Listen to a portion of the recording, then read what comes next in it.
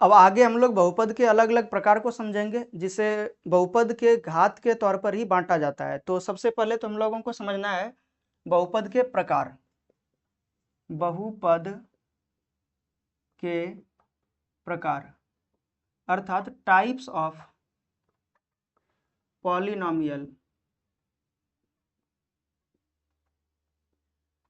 इसको समझिए, इसमें हम लोग जो वर्गीकृत करते हैं, यानी कि बहुपद का जो वर्गीकरण किया गया है, जो बांटा गया अलग अलग प्रकार का, वो घात के आधार पर बांटा गया है। घात यानी कि पावर जिसे कहा जाता है, तो घात के आधार पर वर्गीकृत किया गया है।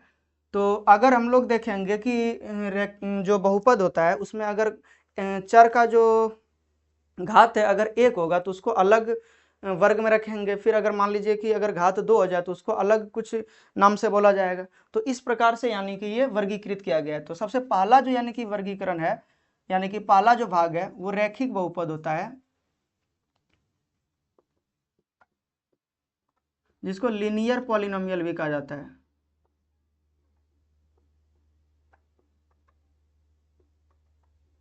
इसको आप कुछ इस प्रकार से समझ सकते हैं, जिस बहुपद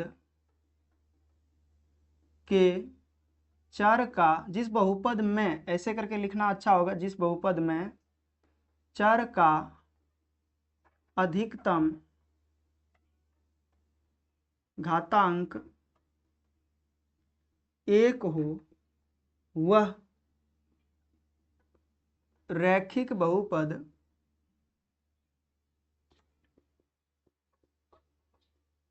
कहलाता है।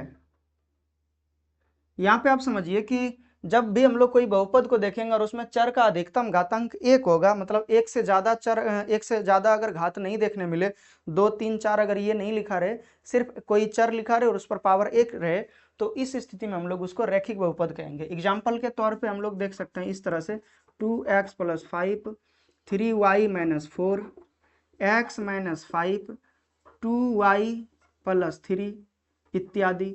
इस प्रकार से यानी कि हम लोग एग्जाम्पल को ले सकते हैं। इसमें हर स्थिति में देख रहे हैं कि x जो है, ये चर है और चर का जो घातांक है यानी कि पावर जो है वो 1 है। यहाँ पर एक कहीं पे भी पावर के रूप में नहीं लिखा जाता है, तो इसीलिए यहाँ पर भी नहीं लिखे हैं। अब आगे देखिए, इसका जो मूल रूप होता है, मूल रूप का मतलब क्या हुआ कि जिस प्रकार से आप यहाँ पे देख रहे हैं कि 2x + 5 लिखे हैं, फिर 3y - 4 लिखे हैं, या 2y + 3 लिखे हैं, हर स्थिति में यहाँ भी देख सकते हैं कि x - 5 लिखे हैं। हर स्थिति में एक चर है और चर के साथ में कोई संख्या गुणा में है और फिर अलग से कोई संख्या हम लोग लिए हैं।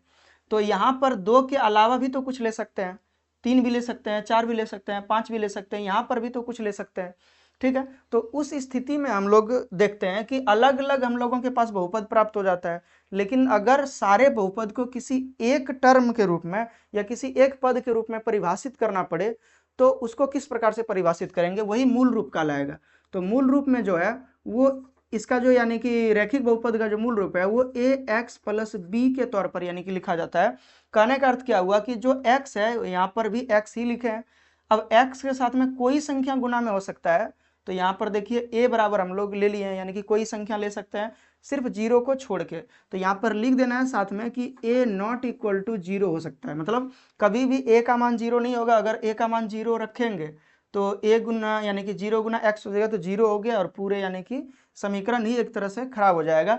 जैसे यहाँ पे 2 गुना, अगर यहाँ पे अगर 0 गुना x कर देते हैं तो 0 हो जाएगा और +5, तो 5 एक संख्या बन जाता है, ना कि एक बहुपद होगा। ठीक है, हालांकि 5 को भी हम लोग बहुपद कह सकते हैं, वो भी परिभाषा के तौर पर पूरी तरीके से एक तरह से नियम का यानी कि पालन करता है। अब यहाँ पर तो ये चीज देख लिया कि मूल रूप क्या होता है ax + b, और यहाँ पर a ≠ = 0 है। दूसरी चीज क्या है कि हम लोगों को यहाँ पर ये चीज को देखना है, जो a है उसको क्या बोलेंगे, तो a बराबर यहाँ पर है x का गुणांक। ये चीज आपको याद रखना है कि a जो है वो x का गुणांक है, यानी कि x के साथ में जो a गुना में है, इसीलिए इसको गुणांक बोला गया है। अब देखिए यहाँ पर जो x है ये खुद चर है और ये जो यानी कि b जो है ये अचर पद है। ठीक है, अब इसमें अगर देखिएगा तो शून्यक जो होगा, शून्यक का मतलब क्या है कि x का मान अगर निकालना हो तो x का मान किस प्रकार से निकालेंगे, और x के मान को ही हम लोग शून्यक कहेंगे। तो x का मान जो होगा वो इस प्रकार से कुछ निकाल सकते हैं, जैसे ए एक्स प्लस बी है और इसके बराबर अगर हम लोग जीरो मान लेते हैं कि यहाँ पे जीरो हो, तो इस जगह पे क्या हो जाएगा, आगे अगर सॉल्व करेंगे तो ए एक्स बराबर माइनस बी होगा, क्योंकि इस बार में जो है इस साइड जो है बी प्लस में है तो उस साइड जाएगा तो माइनस में हो जाएगा, और इसीलिए एक्स बराबर आ जाएगा माइनस बी और बटे ए हो जाएगा, क्योंकि ए इस साइड में गुना में था तो इस साइड में भाग में आ जाएगा। अब देखिए यहाँ पर जो एक्स का वैल्यू हुआ वो माइनस बी बटे ए हो गया, यानी कि शून्यक जो है माइनस बी बटे ए होगा, और माइनस बी बटे ए जो हुआ ये आपको देखने मिल गया क्या है कि x का मान है। अब x का मान भी आप यहाँ पर देख पा रहे हैं कि केवल एक ही मान है, मतलब 2-3 गो x का मान हम लोग नहीं ज्ञात कर सकते हैं, यहाँ पे केवल एक ही वैल्यू निकलेगा x का, तो यानी कि शून्य की संख्या जो होगा।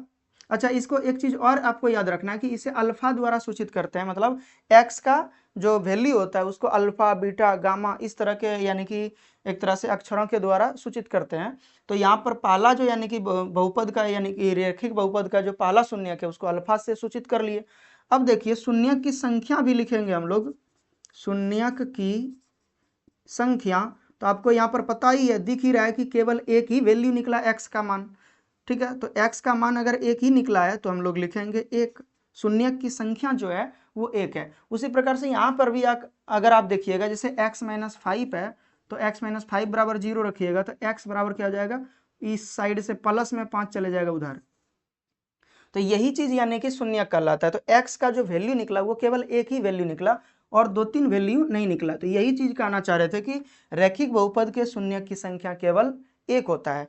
अब इसका ग्राफ को समझेंगे हम लोग, ग्राफ, तो ग्राफ जब खींचेंगे तो कुछ इस प्रकार से आपको सबसे पहले तो चतुर्थांश बनाना है, और चतुर्थांश में सबसे पहले तो आपको तो पता ही होगा कि ये x अक्ष कहलाता है, तो x x डैश से सूचित करेंगे और ये y डैश और y से सूचित करेंगे, बीच में o है। अब इसका ग्राफ जो होता है, जब भी हम लोग रैखिक बहुपद का ग्राफ खींचेंगे तो किसी एक सरल रेखा के द्वारा हम लोग निर्दिष्ट करेंगे यानी कि दर्शाएंगे। ये जो है समीकरण है, ये जो लाइन आप देख रहे हैं यही है ए एक्स प्लस बी। ठीक है, और ए एक्स प्लस बी में आप देख रहे हैं कि यहाँ पर जो यानी कि जो कटान बिंदु है एक्स अक्ष को जो विभाजित कर रहा है यानी कि काट रहा है या प्रतिच्छेद बोल सकते हैं कर रहा है, यही जो है यहाँ पर अल्फा का मान है, ये अल्फा का वैल्यू हुआ। अगर इस समीकरण के लिए देखिए तो x बराबर 5 है, तो इस प्रकार से हम लोग यानी कि दर्शा सकते हैं कि ये ग्राफ हो गया, और ग्राफ जो होगा इसका क्या है, ग्राफ तो एक सरल रेखा है, सरल रेखा। ठीक है, अब आपको यानी कि इस चीज के विषय में आपको पूरी तरीके से पता चल गया कि मूल रूप क्या होता है, शून्यक क्या है, माइनस बी बटे ए, एक्स का मान अगर निकालना हो डायरेक्ट तो माइनस बी बटे ए लिखना है, शून्यक की संख्या जो है वो एक है, ग्राफ किस तरह का होता है तो एक सरल रेखा होता है, और ग्राफीय हल आप इस प्रकार से यानी कि चित्र को देख रहे हैं। उसके बाद एक चीज आपको और जानना है, इसमें अगर आपको देखने मिलेगा तो एक चीज और आपको देखने को ये चीज मिल रहा है कि ये जो x अक्ष है इसको, ये जो बहुपद दिया हुआ है ए एक्स प्लस बी, ये केवल एक ही बिंदु पर काट रहा है, प्रतिच्छेद कर रहा है, तो अक्ष का कटान बिंदु ये भी हम लोग लिखेंगे, अक्ष के कटान बिंदु की संख्या यानी कि प्रतिच्छेद बिंदु की संख्या तो आपको देखने मिलेगा एक। ठीक है, अब इसी प्रकार से हम लोग द्विघात बहुपद को भी समझेंगे और त्रिघात बहुपद को भी समझेंगे। तो द्विघात बहुपद अगर हम लोगों को समझना हो तो ये दूसरा प्रकार है, पहला प्रकार जो था रैखिक बहुपद, उसी प्रकार से द्विघात बहुपद भी हम लोग रैखिक बहुपद को जैसे यहाँ पे पढ़े उसी तरह से द्विघात बहुपद को अगर हम लोगों को जानना हो तो द्विघात बहुपद जिसको हम लोग क्वाड्रेटिक पॉलिनोमियल कहते हैं, QUADRATIC, क्वाड्रेटिक पॉलिनोमियल, जिस बहुपद में चर का अधिकतम घातांक 1 के स्थान पर 2 हो जाएगा। ठीक है, तो वह रैखिक बहुपद नहीं बल्कि ये द्विघात बहुपद कहलाएगा। तो इस प्रकार से हम लोग समझ सकते हैं द्विघात बहुपद कहलाता है। और यहाँ पर जैसे 2x स्क्वायर होगा, यहाँ y स्क्वायर होगा, यहाँ पे x स्क्वायर हो जाएगा, यहाँ y स्क्वायर हो जाएगा। और भी एग्जाम्पल हम लोग ले सकते हैं जैसे x square plus 3x plus 2, x square minus 9 इत्यादि। इस प्रकार से हम लोग उदाहरण को समझेंगे। मतलब कहने का अर्थ क्या हुआ कि हर स्थान पे आप देख रहे हैं कि जो चर है यानी कि बहुपद में जो चर उपस्थित है उसका हमेशा घात यानी कि 2 है, 2 से अधिक नहीं होना चाहिए, 2 से कम चलेगा लेकिन 2 से अधिक नहीं होना चाहिए। अब इसका जो मूल रूप होगा वो इसमें आपको देखने मिलेगा ax²। देखिए यहाँ पर जैसे ax², इसके साथ में कुछ और संख्या भी ले सकते हैं, प्लस bx प्लस c। तो ax² plus bx plus c है, और इसका इसमें अगर भी देखिएगा तो a नॉट इक्वल टू 0 होगा, मतलब a के स्थान पर 0 नहीं होगा।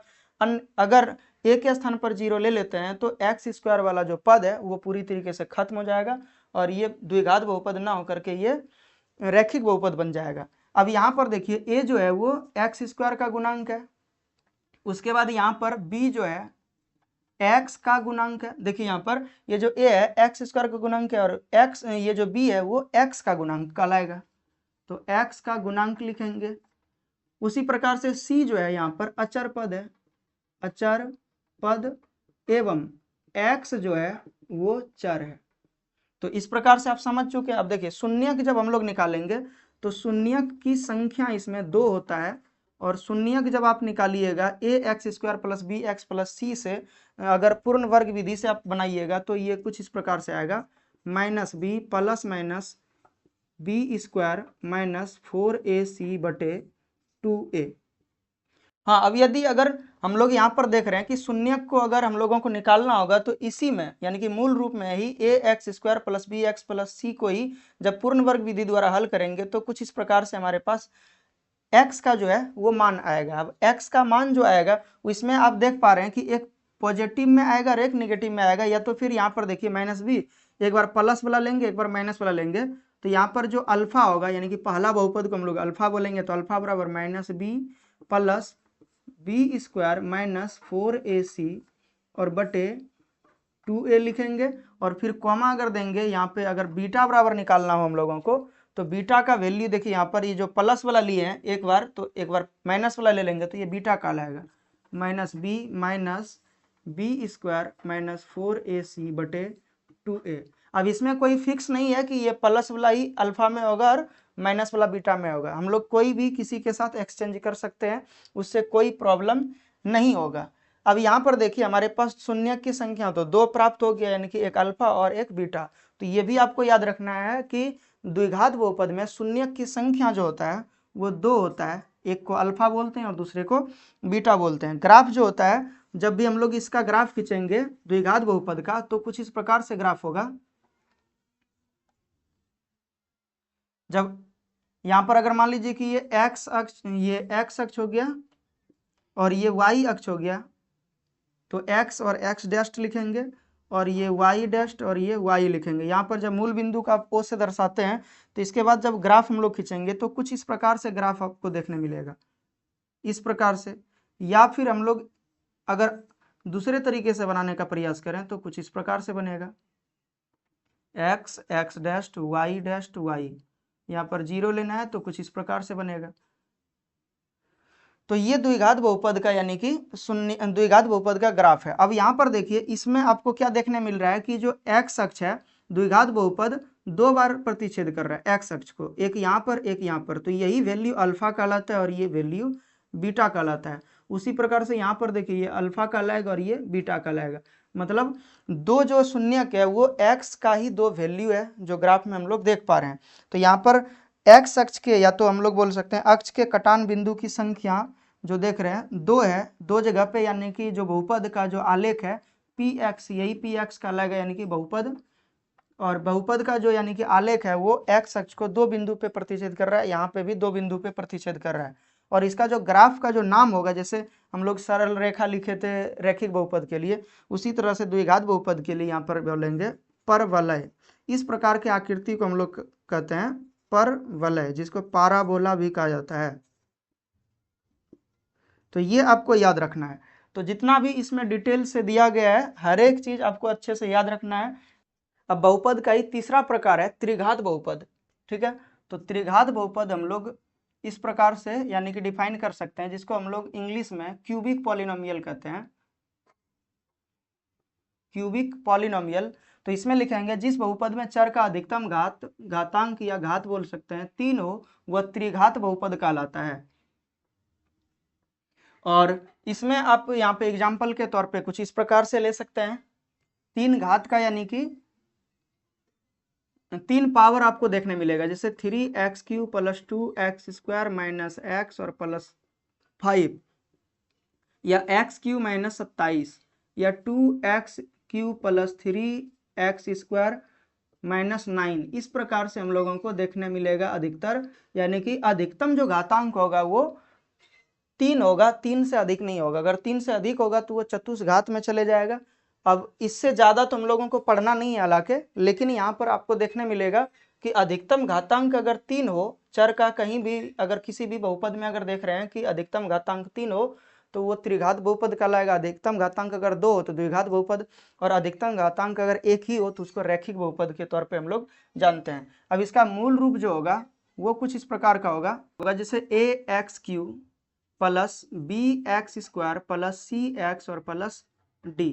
तो यहाँ पर आप देख पा रहे हैं कि जिस प्रकार से यहाँ पे हम लोग लिखे थे x³ के साथ में यहाँ पर देख रहे हैं कि 3 है तो इसको a लिख लिए। उसी तरह से फिर देखिए x² के साथ में कुछ है, फिर x के साथ में भी कुछ रहेगा -1 जैसे यहाँ है, और d के रूप में। तो यहाँ पर जो आपको देखने मिलेगा यानी कि त्रिघात बहुपद का मूल रूप वो कुछ इस प्रकार से ax³ plus bx² plus cx और प्लस d।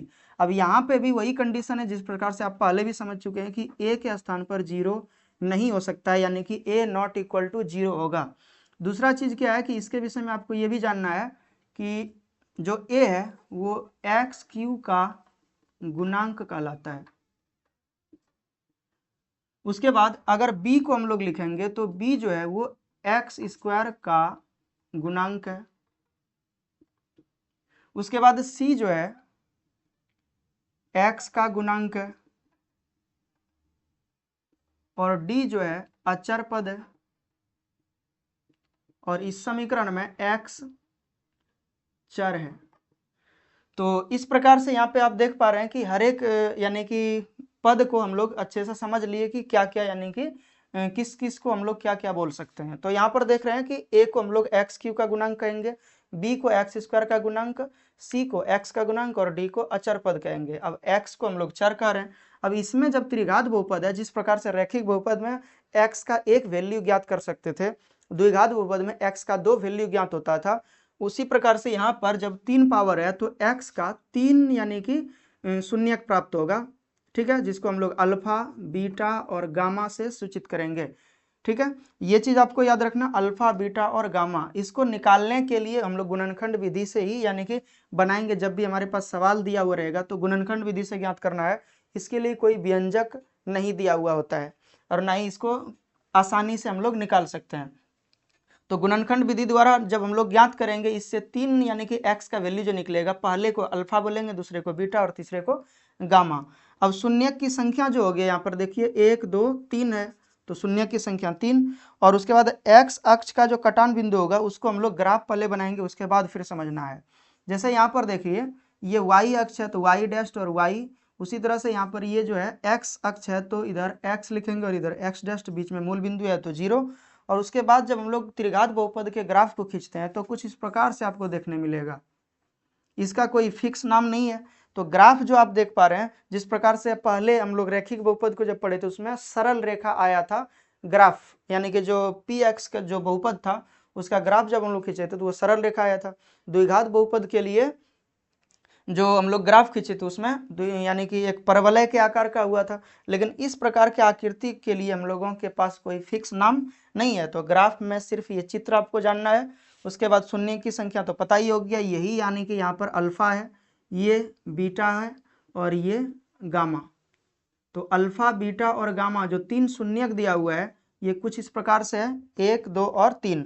अब आपको यहाँ पर देखिए समझ में आ जाएगा कि अक्ष के कटान बिंदु की संख्या जो है x अक्ष को आपको देखना है, क्योंकि हम लोग बात कर रहे थे px का, यानी कि x चर के रूप में x को देख रहे हैं। तो x अक्ष को देखना है कितने बिंदु पर कटा हुआ है। तो यहाँ पर देख पा रहे हैं कि 1 2 और 3 बिंदु पर, तो अक्ष का जो कटान बिंदु की संख्या होगा वो भी 3 होगा। ठीक है, ये ग्राफ आप देख पा रहे हैं कि x अक्ष को 3 बार प्रतिच्छेद करेगा घूम के। ठीक है, और शून्य की संख्या 3 है। शून्यक जो कहलाएगा वो अल्फा, बीटा और गामा कहलाएगा। मूल रूप कुछ इस प्रकार से हुआ ax³ plus bx² plus cx plus d, जहाँ पर a के जगह पर 0 नहीं हो सकता है। और ये सारे पदों को भी यहाँ पर लिख चुके हैं। अब आगे हम लोगों को एक्सरसाइज 2.1 को पढ़ना है।